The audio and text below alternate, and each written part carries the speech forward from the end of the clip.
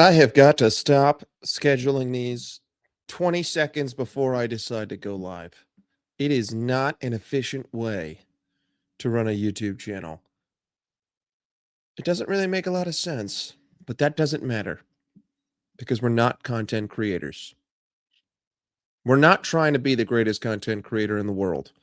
So we can go live on a whim, but I feel like I got to stop doing this. I got to stop deciding 5 seconds before I go live that I'm going to go live. I give no one the opportunity to prepare themselves for me going live. I just sort of in the moment, I sit down and I think to myself, do I have 30 minutes to shit on this team? Yes or no? If the answer is yes, I just go to StreamYard and I just come up with a title. It's I might be the worst content creator that there is.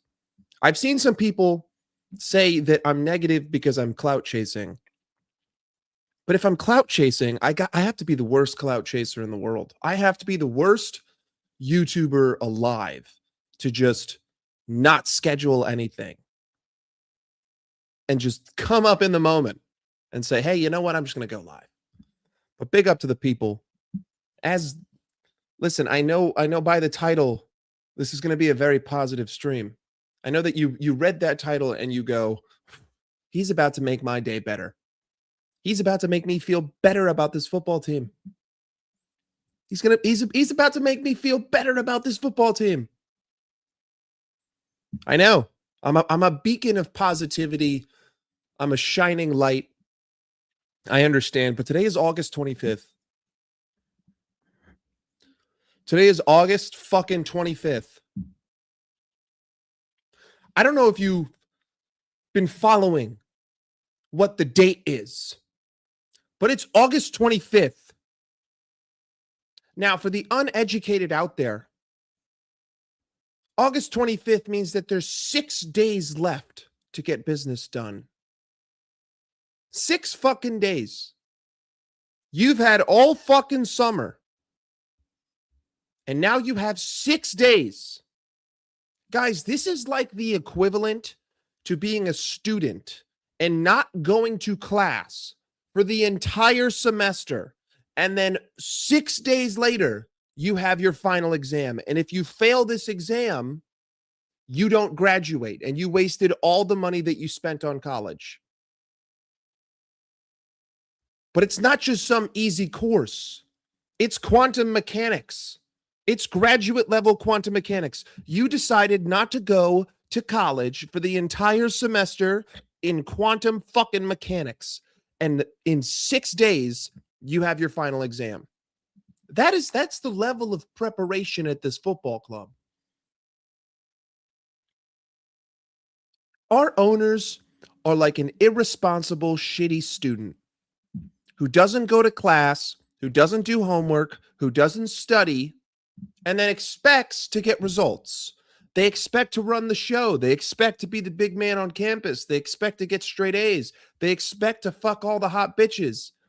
But you don't put any of the fucking prep work in.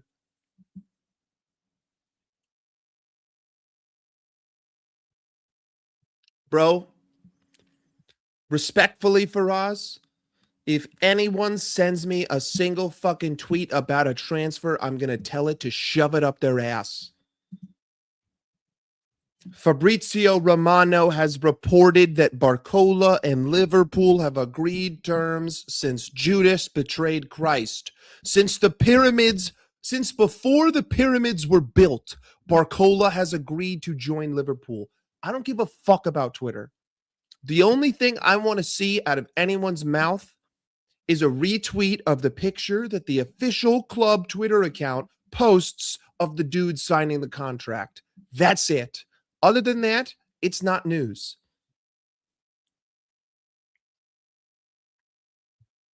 Other than that, it's not news. Unless I see it from Liverpool's official account and they're in a Liverpool training kit and they're signing the contract, it means jack shit. Big up, bro. Hope you're well. This is not going to be a super long stream. I'm playing golf today. I'm enjoying my life. And I hope you guys are enjoying yours because Liverpool is going to ruin it for you. Liverpool is going to ruin your life this season. Guys, we don't have quality.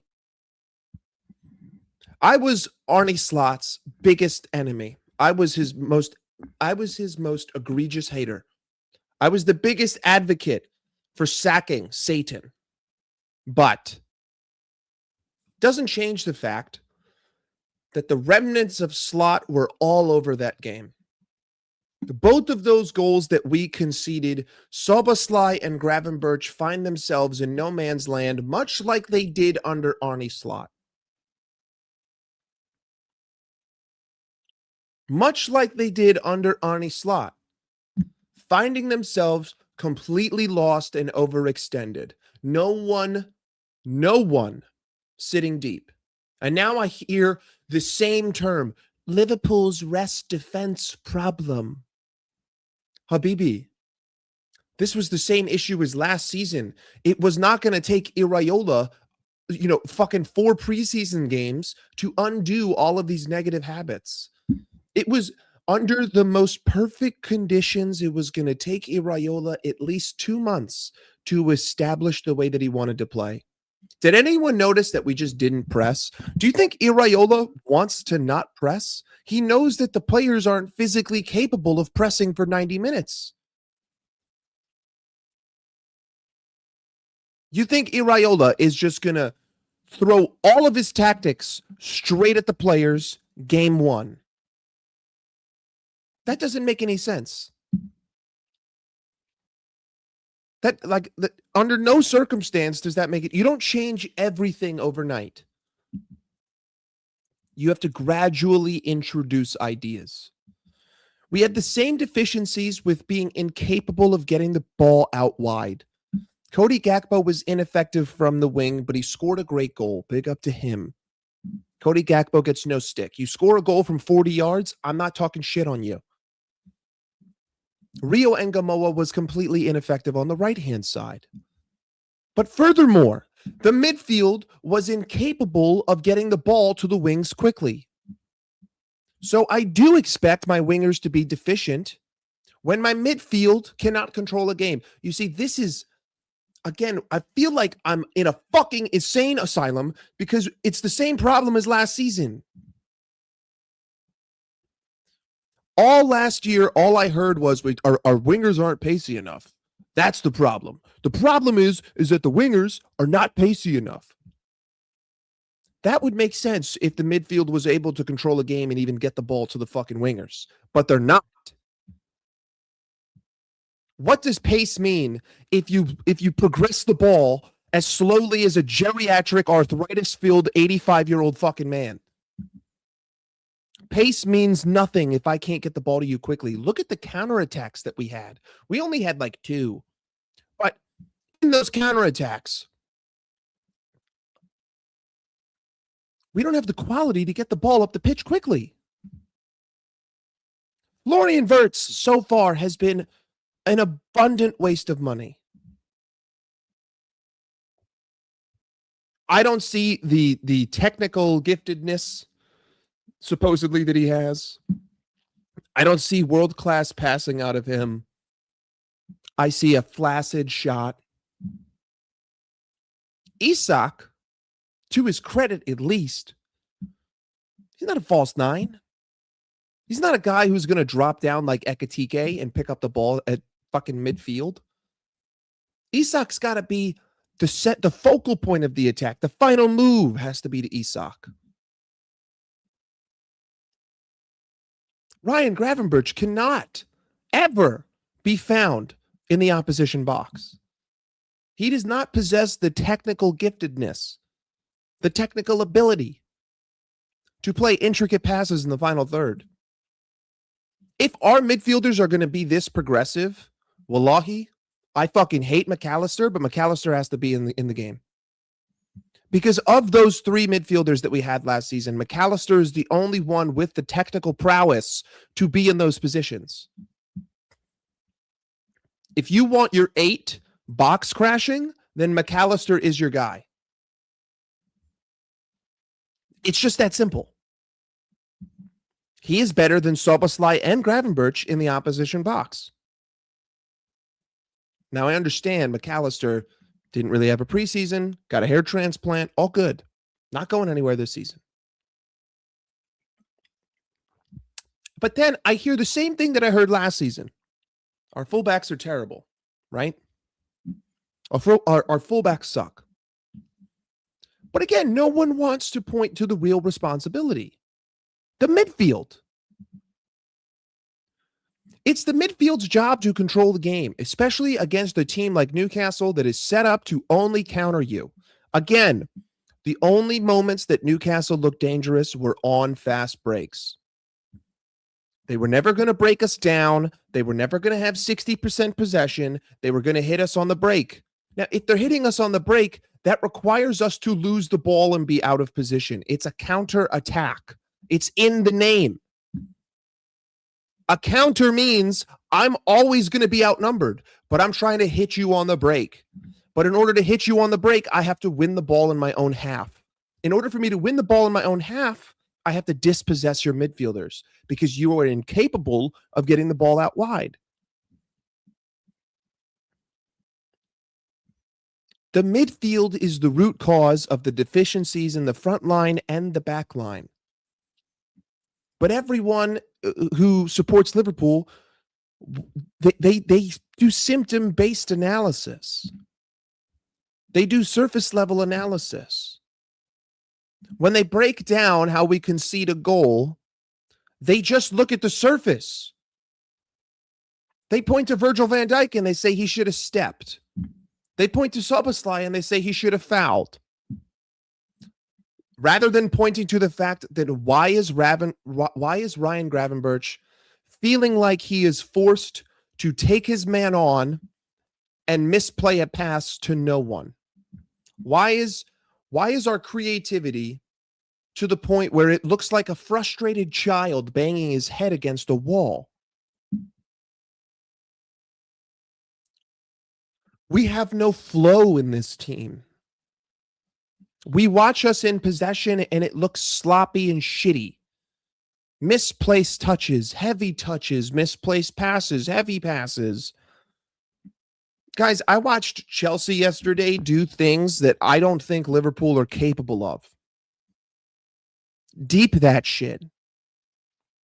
Chelsea moved the ball around with technicality that doesn't exist in Liverpool, and Chelsea are fucking shit. Deep that. Liverpool could not counterattack 10 quadriplegics. Florian Wirtz couldn't dribble a fucking cone. But hey, you know what? Let's blame the wrong guys. Florian Wirtz gets too much protection. Isak gets too much protection. Szoboszlai is the most undeservedly protected player that we own. You guys need to wake up and look at the actual quality and watch the individuals on the pitch. And have that honest conversation and ask yourself, does this look like a player that is above the rest? I don't see anyone on this pitch that is above the rest. You know who the players in this team that I love are? There are very few. Hugo Ekitike. Love him. My baller. Keep him. Love Hugo. And I hope he comes back from this Achilles injury stronger than ever. Put as much money into that rehab as possible. I loved what I saw from Jaquet. I loved what I saw from Victor Munoz. I think Rio Engamoa is a promising talent. I think Trey Agnoni is a promising talent. That's about it. Oh, of course, Allison. Allison's my ride or die. Don't care. But that's it. Those are all the connections that I have to this team. Everyone else can go. I'm not connected to anyone else in this fucking football team. We sat here at the beginning of the summer and we said to everyone who would listen that the midfield is the biggest problem. And I was told, but hold on, that midfield 3 won a Premier League. Hey, big up Gary. Gary's my favorite, man. He's very consistent. He pops in, he goes poo poo pee pee, and then he shuts up. What a guy. Every time, without fail. Today it's in all caps, though. So he's pretty pissed. Poo poo pee pee. I hated our midfield last season. And that's where I felt we needed to put all the money. We needed to rectify the midfield because it's the most imbalanced midfield in the Premier League. Perhaps one of the most imbalanced midfields in Europe based on profiles. And I hate to harp on this guy, but Mamadou Sangare was fucking cooking and he was 40 M's. You literally could have taken the Curtis Jones money and just put that to Mamadou Sangare and he would have cost you 5 million. Your net spend on Sangare was 5 million. This team has looked to the flashy options. And we have cataclysmically failed. If Barcola comes, I'm telling you now, he is going to fail. Barcola is not going to cook. No attacker that you buy is going to cook in this team.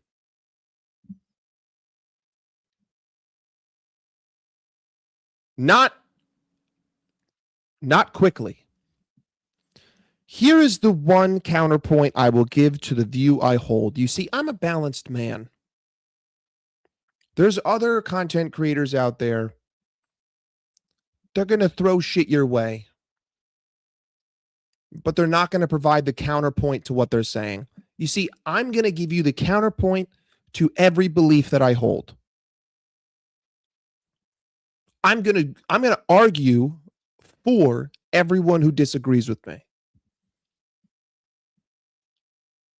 The counterpoint to my beliefs on the current state of Liverpool are that if Iraola could implement a system that forces these players to be disciplined and forces them to change the way that they play and support each other, if he can quickly undo everything that Arne Slot did, we will get better. Szoboszlai will look better. Gravenberch will look better. Wirtz will look better. Isak will look better. The wings will be able to get into the game better. Kirkes and Frimpong will look better. But that's if Iraola can quickly implement his ideas. The longer we suck, the more the confidence falls.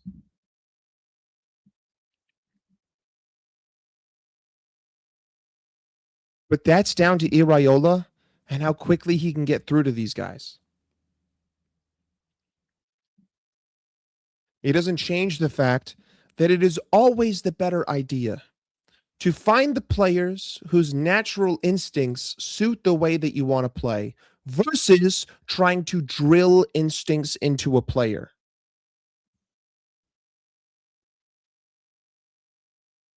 This doesn't change the fact that I only have one right back and I only have one usable left back. Kostas Tsimikas is atrocious. This doesn't change the fact that Szoboszlai does not possess line-breaking passing. Ryan Gravenberch does not possess line-breaking passing.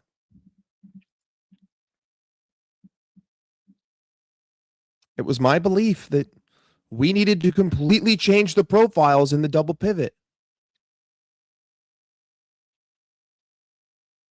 Guys, the modern midfielder in every amazing team, again, I don't like Arsenal. But look at Arsenal's profiles in their double pivot. I love PSG. Look at PSG's profiles in their double pivot. Now, obviously, Vitinha lost all of that aura at the World Cup, but Zaire Emery is an excellent backup. And João Neves is a solid player. But what do they possess? They're strong on the ball. They're press resistant. They put in tackles.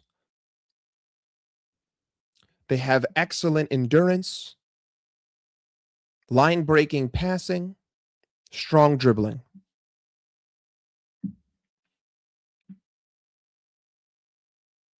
They're not behemoths. They're not destroyers. They're not Fabinhos. They're small guys. Small guys. We don't need a destroyer. That's the thing. Everyone thinks that we need like a proper DM. You don't need a proper DM. What you need is a double pivot that is capable of moving from box to box. You need a double pivot supported by a strong 10 that can take the ball in the progressive areas. Florian Wirtz, the effectiveness of Florian Wirtz is equally as important to how the double pivot defends. If they can't trust Wirtz, then they will feel the need to get more progressive and overextend. But if they can trust Wirtz, then they don't have to do that.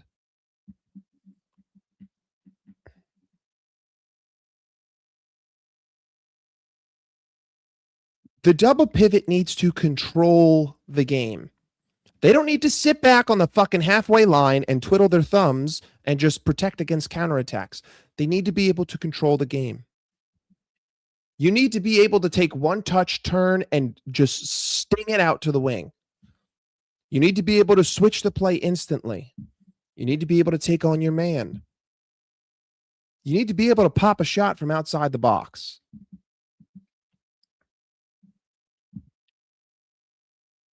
The biggest issue that I saw was the fact that we just cannot move the ball quickly. We can't move the ball fast. Szoboszlai is one of the biggest culprits of how slow our play is. And everyone lets him get away with it. He slows down the game every time he touches the ball because he can't move quickly. He's a dead ball merchant. We don't need to slow everything. We need to speed it up. But Gravenberch and Szoboszlai are not capable of playing fast football. Guys, look at the first fucking 6 seconds. Does anyone remember how we started the game?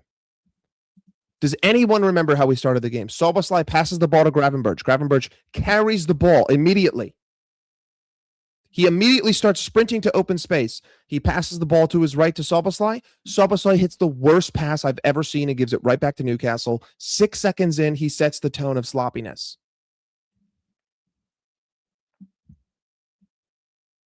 We can't play quick. If you can't play quick, you can't break down defenses. You don't break down defenses with slow, controlled football. See, that's what Arne Slot thought.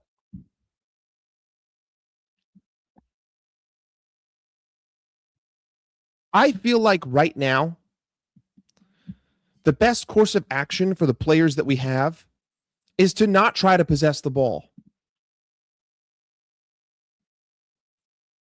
We need to go in against Hull City, and we need to let Hull City have the ball for 70% of the game.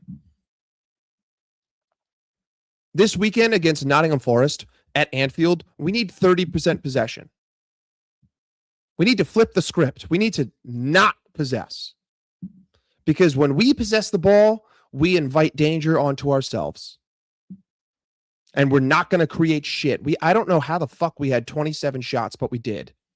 27 shots, and we had to score from 40 yards out. And a fucking penalty in the 97th minute. We can't possess the football. We got to do what Chelsea just did. Yesterday against Fulham away, Chelsea had 30% of the fucking ball. Big boy Chelsea. Big boy Chelsea. 30% of the ball, and they cooked.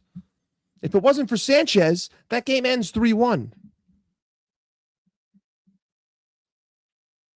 If it wasn't for a dog shit goalkeeper, that game might actually end up 3-0. 30% of possession. What we need to do right now is we need to not have the fucking football. We need to purposefully give the ball to the other team. We need to set up our own counterattacks. Rio has to start on the left. Victor Munoz has to start on the right because that's the only pace that we have in this team. And we need to fight on the counter because we have displayed that our midfield is incapable of breaking down anything.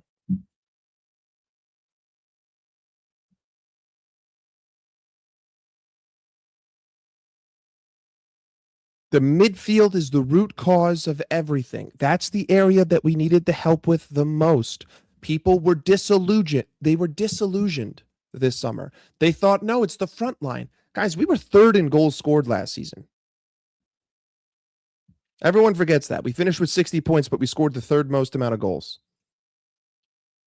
It was the midfield that was responsible for how many goals we conceded, not the defense. It was the midfield's inability to control games and possession. This is a problem that goes back to the Klopp days. Liverpool are not a heavy possession team. We never have been. We don't build our midfield to possess the ball that way. We don't have the technicality to have 75% possession and win a game 2-0. We don't. We had that for 4 months at the beginning of the title-winning season. 4 months. That's all we had. In the last 2 years, we had 4 months where we could do it. Now we can't. But we continue to try to do it.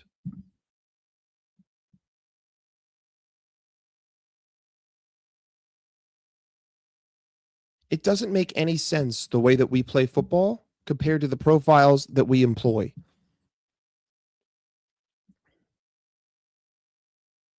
That is the crux of the problem.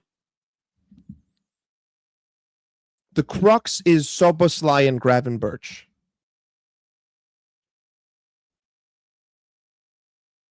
Not Barcola. Not to mention, if you sell Cody Gakpo, you have to buy 3 wingers. I'm not dropping $200 million on Barcola and Minte and being left with the same amount of attackers that I had before. We don't have another 9. So if you sell Cody Gakpo, there's no one else who can play in the middle besides Isak. Again, Richard Hughes needs to be drawn and quartered. This guy has committed crimes against humanity with this football club. He needs to be put up in front of the International Criminal Court for crimes against humanity.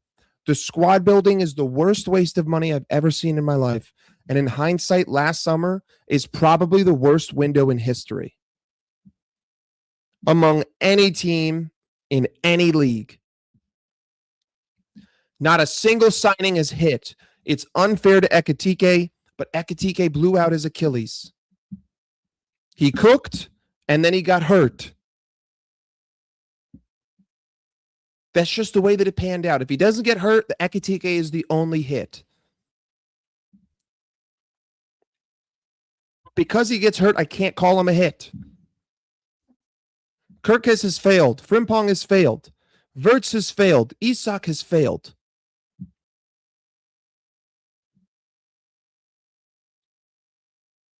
The squad planning is atrocious. We let Konate walk because we couldn't get him up on a contract. We let Salah walk and we let him go get a $25 million sign-on bonus. Didn't take any money from that. We let Trent walk because we let his contract run down. We let Robbo walk. Let his contract run down. Dude, Spurs could have given us $30 million for Robertson. Easy money.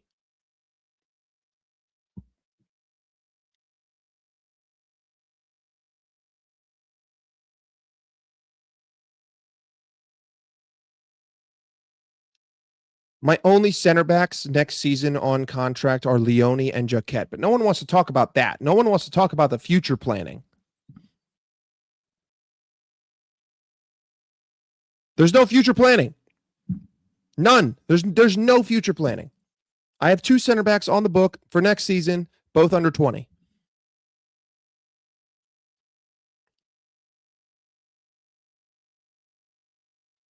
We could have spent all this time and money trying to get Barcola. We could have bought Sangari. We could have bought Kamara. We could have bought fucking Ryan. We could have had all of these deals done.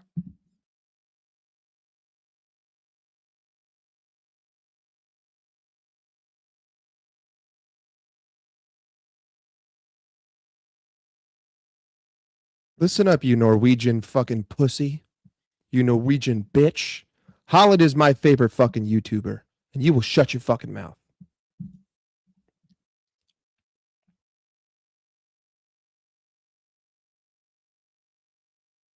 We could have gotten a right back in.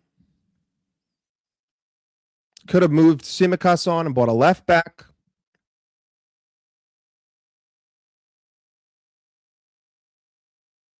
If you're telling me that the only two wingers on the planet that will fit us are Barcola and Mbaye, I would say that we're paying the wrong scouting people to do their fucking job.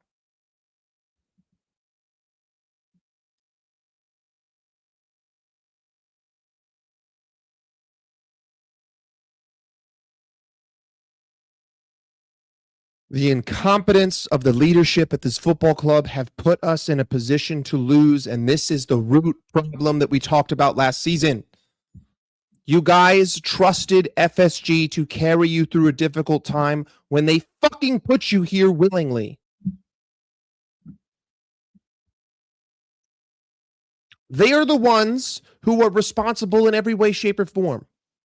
They are the ones who never replenished the bench. Guys, a great football team would have shipped off Curtis Jones a couple years ago, would have shipped off Elliott years ago. Endo wouldn't be here. Chiesa wouldn't be here. And we would have already had the likes of a Lamine Kamara, of a Mamadou Sangare on the bench. Just we bought them 2 years earlier and we spent way less fucking money doing it. We would have had fresh stock on the bench to just rise. You see, under Guardiola, that's the most underrated thing. Yes, he had to spend an infinite amount of money, but so does every winner on the planet. So that's not a negative.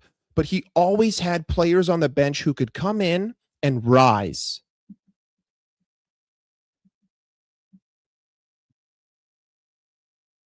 Rise. That's what the bench is for. The bench is not a bunch of Band-Aids. The bench is supposed to be a plethora of potential replacements.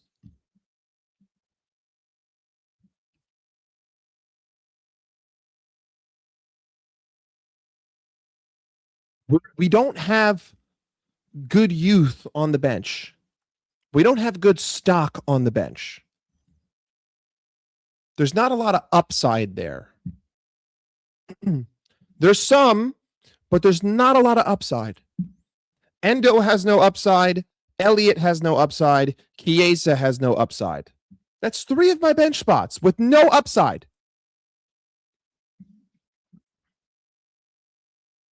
McAllister at this point doesn't have upside. Too old. We already know what we're getting.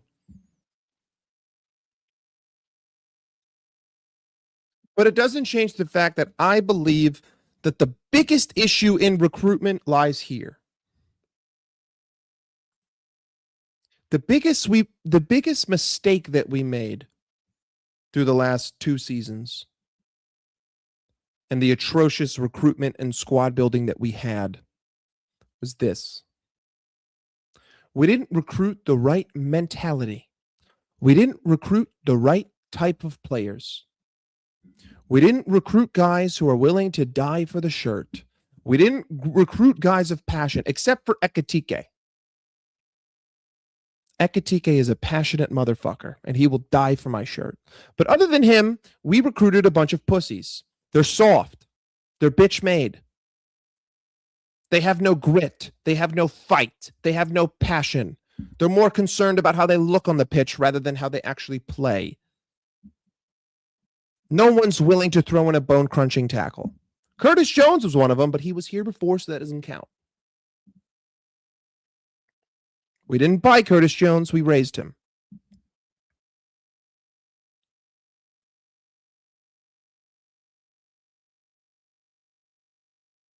We didn't recruit the right mentality, but that's also because Arne Slot was a soft little bitch. You see, I told you guys that Slot has infected the mentality of the club, that he has made everyone soft because of how bitch-made he is. An underlying root problem. A little "you're welcome" from Arne Slot on the way out. You're welcome for fucking up the mentality of this club. He also spoiled us by having us win the league in his first season. He got us all too spoiled. There's a difference between being realistic and being delusional and being negative. There's not a single criticism that I have of this team that I cannot articulate and back up. If I was negative, I would just say we're shit, and there's no reason to it. We're just bad. The issue is this team does not possess the potential to be good.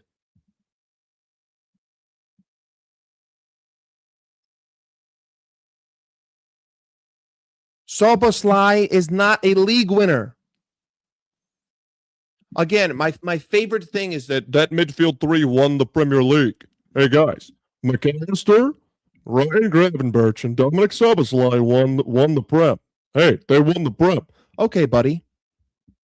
What else did that fucking team have? Dipshit.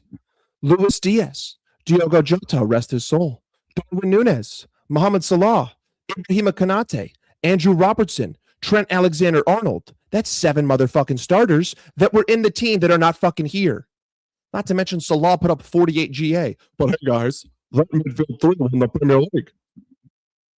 Curtis Jones was here.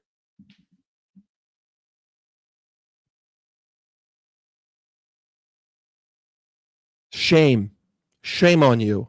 Shame on you for fucking propping up the midfield with such a disingenuous statement. They won the Prem. Shut the fuck up, bitch. I just named 8 players that were here that aren't here. But hey, they won the Prem. Even though Salah scored 48 GA. And everyone seems to forget how we played in the second half of that season. You guys forget Everton away 2-2. You guys forget James Tarkowski tying the game in the 98th minute. You guys forget losing 3-2 to Fulham before we beat Tottenham 5-1. You guys forget the last-minute winner against fucking Leicester, a team that's not even in the Prem anymore. You guys forget that we lost or drew every game after winning the Prem. You forget that. Because we won the league. You guys forget that Arsenal dropped the lead from 9-5 and then dropped points every single game that Liverpool dropped points. If Liverpool drew, Arsenal drew. If Liverpool lost, Arsenal lost.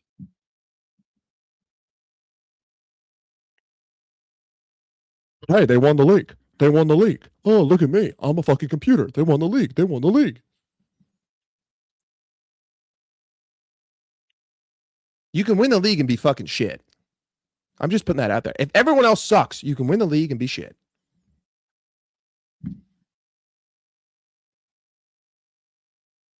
We're in a very bad spot. We're in a very bad spot with not a lot of upside. Dominic Szoboszlai is not going to get much better. Ryan Gravenberch is not going to get much better. Florian Wirtz can't find his boots. Alexander Isak doesn't know what day it is. I only have like 3 fucking wingers at the football club anyway. My fullbacks are fucking shit. Virgil van Dijk is using a walker.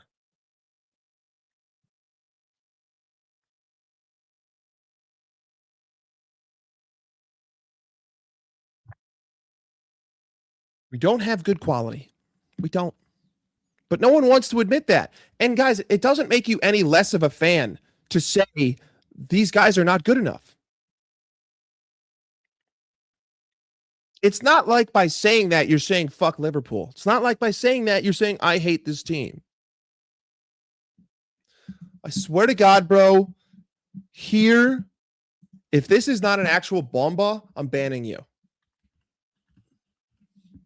If there's nothing new in this sentence, I'm fucking banning you.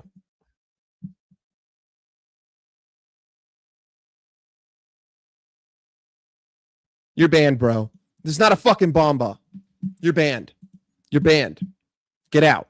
You're banned. I'm not going to technically ban you, but I'm banning you. You're out.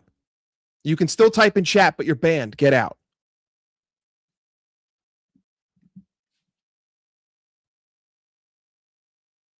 David Ornstein's bomba was Liverpool sent it a bid. Really? Thank you, man. I didn't know that grass was fucking green.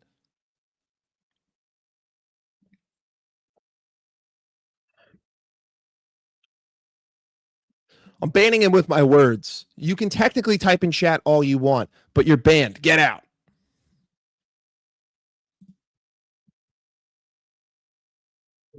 I just had to toot. Not gonna lie, that fart released a lot of gas. Listen, we're screwed. We're screwed. We're screwed. We're not in a good position. We don't have upside. We don't have talent. We don't have quality. And no, I don't believe in this team. I love that, you know, someone who loves this, someone who's so positive on Liverpool right now, they'll be like, so you don't believe in us? And I'll be like, no. And they think that's a gotcha. They're like, oh, how dare you? You don't believe? They think that that's like a gotcha. No. I don't believe in us.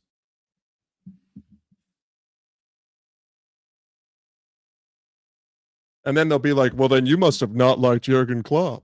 And then I'll say every player in every Jurgen Klopp team is better than every player in every team after him. Gini Wijnaldum is better than any midfielder at the football club. Jordan Henderson in his Liverpool days is better than all three of these guys combined. Fabinho don't even have the fucking conversation.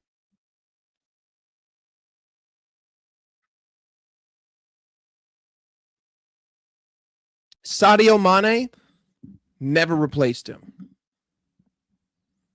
Roberto Firmino never replaced him. Joel Matip is better than any defender at this fucking football club. Joel Matip. The quality of players that we had then are so disproportionately better than the quality of players that we have now. If Naby Keita would have stayed healthy, he's better than all three of these midfielders.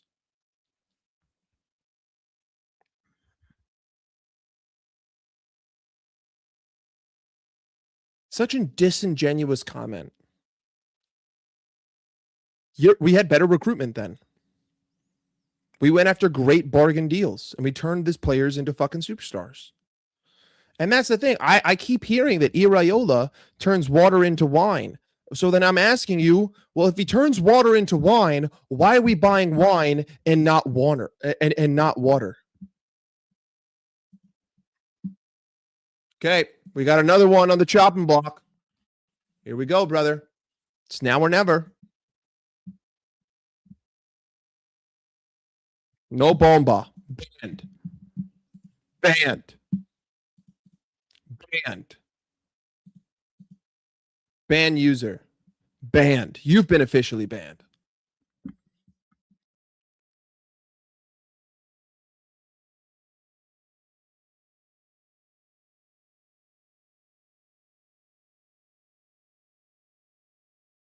The level in players was so different. The possible upside was so different. Now we have atrocious recruitment, and I keep hearing. I'm sorry, I forgot where my train of thought was before I saw the Fab Bomba. It wasn't a bomba. The train of thought that I keep hearing is that Iraola turns water into wine. So then why are you trying to buy wine in fucking Barcola? Go buy some water. He'll turn it into wine. You just told me that he turns water into wine, but then you want to buy wine? That doesn't make any sense. Water is cheaper. In fact, water is fucking free. So go get me some water and he'll turn it into fucking wine. But no, your logic is he can turn water into wine, so let's just buy wine anyway. How does that make any fucking sense?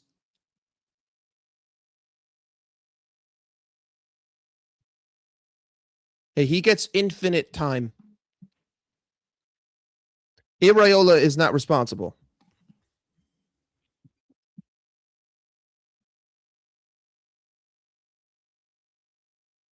Iraola is not responsible. Listen, in isolation, if this Barcola saga wasn't happening, I wouldn't say that Minta is a bad signing. But because Barcola has been dragged on since the birth of the pyramids, it's not a good look.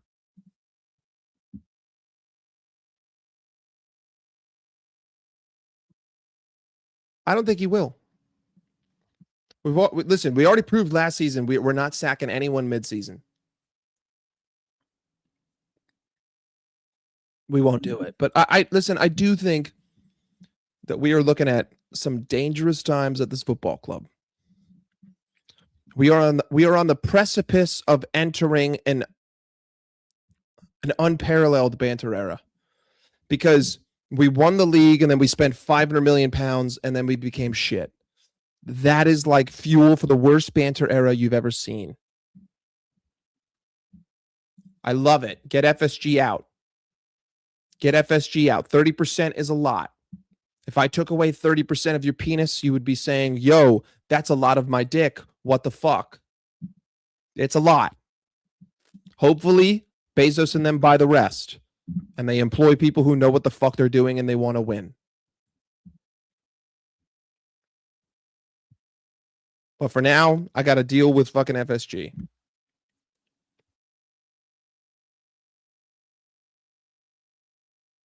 That's even more. That's even more of your dick. That's a lot. That's a huge chunk. If I took away one of your legs, you'd say, hey, you just took a huge part of me. I'm a different person now.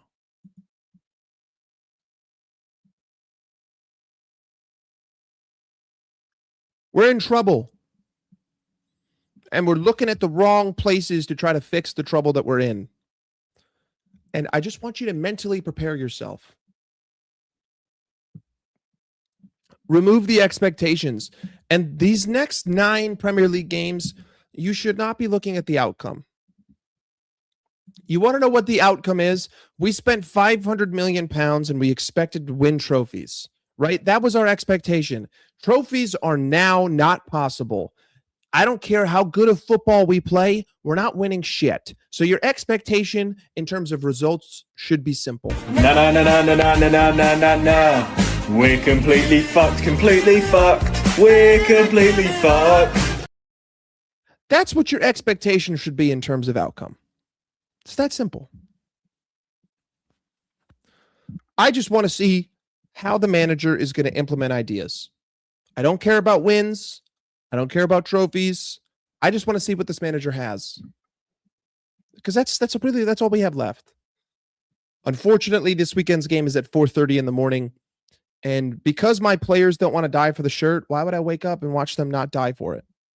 Also, this is my petition to ban 12:30 kickoffs in England. Why are you guys playing games in the middle of the afternoon? Come on, just go at night, please, for the sake of the world. The majority of your audience isn't even in your country, so just fucking change. Just change when you fucking play.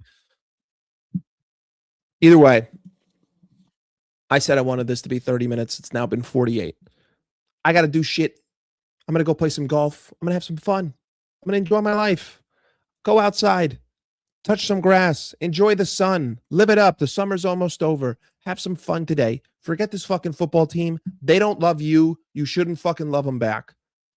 They're not invested in you, so why are you going to invest in them? Again, we come here to rant, and then we disconnect. We unplug.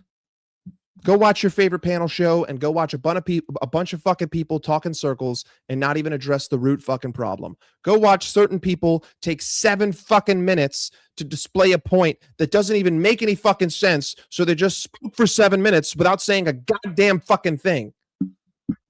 You wonder why I'm less and less on more and more Liverpool panels. I'm tired of hearing the same shit. I'm tired of hearing people talk in circles. I'm tired of hearing people fucking hog the mic without actually fucking saying anything. You just spent 5 fucking minutes speaking to me, but you said nothing. And now I can't spend 5 fucking minutes to tell everyone that you said nothing because there's 6 other fucking people on the panel. So we come here by ourselves. We talk into an echo chamber. The proper venting system. Anyway, big up to all you guys. Appreciate you. Thanks for hanging out. Thanks for the support. Thanks for saying what's good. I hope you enjoy the rest of your Tuesday, and I hope Liverpool has 0 effect on your life right now. Blessings, happiness, and health, as they say. But big up. I'm out of here. I got to take a shit and make some breakfast. Have a great rest of your day.